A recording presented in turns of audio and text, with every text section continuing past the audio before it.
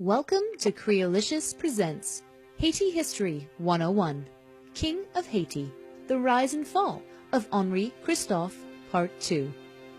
In mid-1807, Henri Christophe is involved in a war with former ally Alexandre Haitian for control of Haiti. Christophe gathers an army of about 10,000 against Haitian's 3,000, and the two fight at Cibert, not too far from Port-au-Prince. Christophe's army defeats Pétion, and according to the historian, Boboan Ardouin had one of Pétion's soldiers not disguised himself in Pétion's gold-laced hat and been shot in his place, Pétion would have been killed during the battle. Christophe lays siege in Port-au-Prince for 8 days, after which he heads to northern Haiti, where he proclaims himself chief ruler. Pétion rules over a republic in the south. Christophe draws a constitution in February 1807 that declares Roman Catholicism as the official religion of Haiti, though other religions would be tolerated. All males from age 16 to 50 are required to enroll in the army. 4 years after he begun ruling the North as president, Christophe proclaims himself king. Christophe has teachers brought in from England and institute a pro-English curriculum. He sets up several schools, including a royal school of music, an art school, and a science school. Though he was illiterate, the king has a royal library consisting of 25,000 books, a collection unheard of at that time. Christophe creates Code Henri, a collection of laws under which his territories were to be governed. Under Christophe's rule, northern Haiti thrives, especially in regards to agriculture and the arts. This is a copy of an opera that was created by Count Rosier, one of the nobles of King Henri's royal court.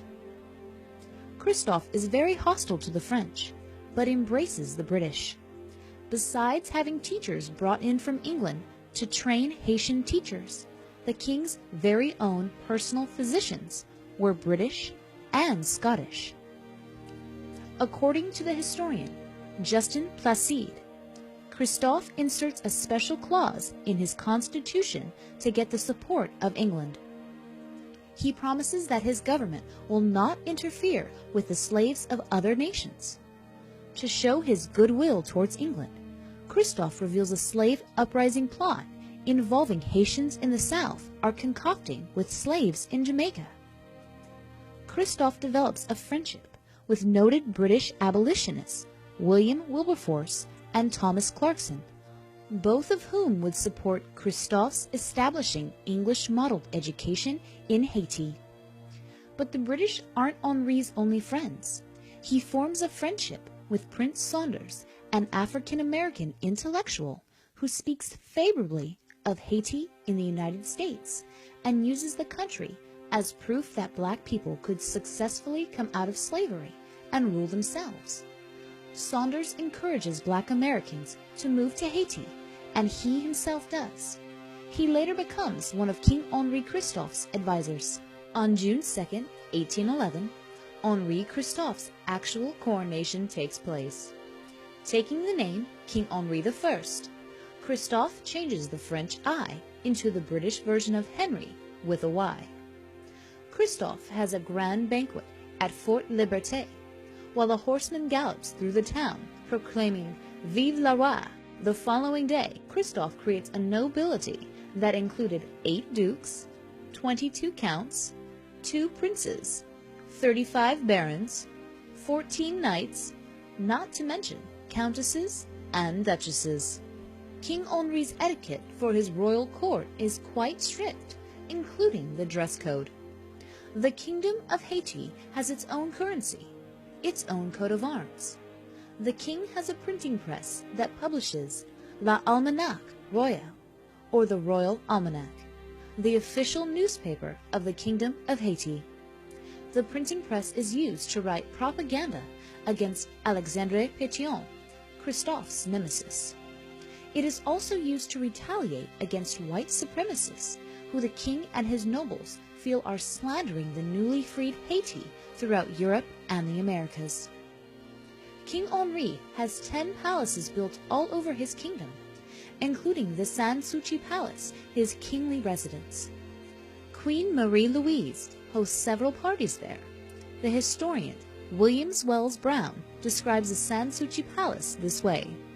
The halls and saloons of the palace were wrought with mahogany. The floors were laid with rich marble, and numerous high fountains furnished coolness and a supply of pure water to the different apartments. Christophe held a levee on the Thursday evening of each week, which was attended by the most fashionable of all classes, including the foreign ambassadors and consuls. But the building that was to take people's breath away was Citadelle Henri, later to be called La Citadelle La Ferrière, a mammoth fortress that King Henri Christophe has built on the tip of a mountain. Construction had begun while Dessalines still ruled, but Christophe completed it. The fortress had wells, dungeons, food storage houses, 365 cannons, bullets, and cannonballs. It even had a smaller fortress called Rémière. Christophe had La Citadelle built in case the French decided to come back, and the food depot were in there just in case they had to ward off an attack from France. At this point, the idea of a French invasion didn't seem so far-fetched. French King Louis XVIII, still wanting to restore Haiti as a French territory, sent off a series of envoys to Haiti. Through these representatives, Louis offered Christophe royal titles, and in return, Christophe was to allow the French to recuperate their former colony. Christophe refused outright and even had one of the French envoys executed. Christophe scoffed at the idea of playing second fiddle to France when it came to recognizing Haiti's independence as a nation. According to the historian Jacques-Nicolas Léger, he made this proclamation. Nous ne traiterons avec le gouvernement français que sur le même pied de puissance à puissance, de souverain à souverain. Aucune négociation ne sera entamée par nous avec cette puissance qui n'aurait pour base préalable l'indépendance du royaume d'Haïti tant en matière de gouvernement que de commerce. Le pavillon français ne sera admis dans aucun des ports du royaume ni aucun individu de cette nation jusqu'à ce que l'indépendance d'Haïti soit définitivement reconnue par le gouvernement français. We will negotiate with the French government on equal footing, from power to power, from sovereign to sovereign. No negotiation will be entered upon with that country unless the independence of the Kingdom of Haiti, political as well as commercial, be previously recognized. Neither the French flag nor any Frenchman will be allowed to enter any port of the kingdom until the French government positively recognizes the independence of Haiti. While King Henri makes his hostility towards the French plain, he doesn't forget about another enemy. The historian Saint-Remy states that in March of 1812, King Henri Christophe takes advantage of Pétion's trip to Okai to renew the war with him. The king launched an attack on Port-au-Prince and overwhelms the forces of southern Haiti, commanded by Jean-Pierre Boyer. Christophe lays siege in Port-au-Prince for 3 months, while King Henri goes off to Saint-Marc to see the Queen. 2 of Christophe's main generals join Pétion's side. Christophe quickly returns to Port-au-Prince and ends the siege, fearing that the rest of his army would join Pétion in the south. The historian Saint-Remy states that upon his return to his territory, King Henri had anyone he suspected of having sympathies with Pétion executed. Even sighing could cost a subject of King Henri's kingdom his or her life. In March of 1818, Alexandre Pétion dies. Although King Henri makes a proclamation for the South to rally under his rule, Pétion's army chief, Jean-Pierre Boyer, succeeds Pétion as the ruler of the South. Thomas Clarkson, King Henry's old friend, cautions him about feuding with Boyer and indicates that an open rift between the king and Pétion's successor would further divide Haiti and make it vulnerable to a European power takeover. In a letter Clarkson wrote to Haiti's king, the British supporter of Haiti warned, If there should ever be, unhappily, a quarrel between your Majesty and Boya, it is supposed that the French would interfere by sending an armed force to Haiti. They have their eyes constantly upon Haiti with that intention, and I believe they indulge the hope of being able to realize it one day or other. This hope is founded on the hatred which is said to subsist between your Majesty and General Boya. In case of an open rupture, they would undoubtedly assist General Boya with as large as a naval and military force as they could collect. For it is my duty not to conceal from you that the French cabinet are far better disposed towards General Boya than yourself. Meanwhile, King Henri does not give up hope of expanding his dominion. He contracts agents in England to begin negotiations of the purchase of the Spanish part of Hispaniola, modern-day Dominican Republic, from Spain. But King Henri is to suffer a personal setback. On August 15, 1820, while attending Mass at church, the monarch suffers an apoplexy attack that would leave him bedbound and paralyzed. In Saint-Marc, the king's subjects rise up against him. King Henri sends off his army to crush the rebellion, but members of the army join the rebels. Meanwhile, Jean-Pierre Boyer marches towards Cap-Haïtien and is joined by supporters in Saint-Marc, who are eager to do away with the monarchy.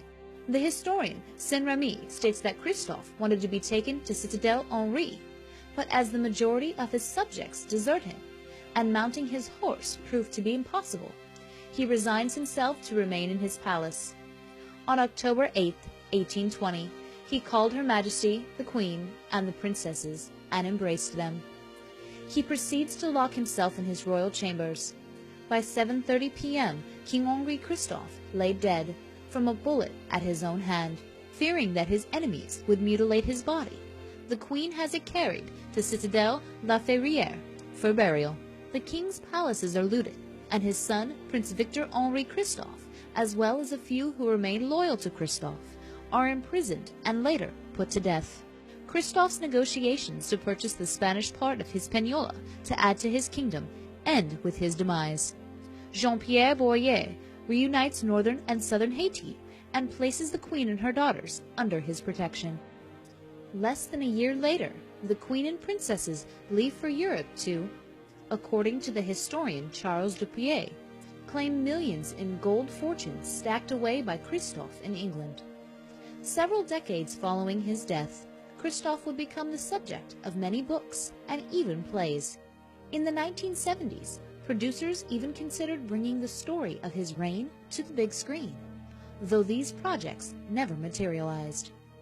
King Henri's palaces and forts, a subject of considerable curiosity and fascination, would draw visitors, both local and foreign. This is a photograph of Christophe's punishment tree, taken in the 20th century by a visitor. As the name indicates, it's the spot where he would take members of his kingdom for chastisement. The memories of King Henri Christophe and his reign can never be erased, thanks to the presence of La Citadelle, La Ferrière, his mammoth fortress, and his palatial wonders. Through these magnificent palaces and architectural tour de force, King Henri Christophe lives. This has been another edition of Haiti History 101. Check out the channel for other episodes. Follow Creolicious on Twitter and Facebook. And be sure to visit the website, creolicious.com, to learn more about Haitian music, culture, and history. Don't forget to subscribe to the channel so that you will never miss an episode.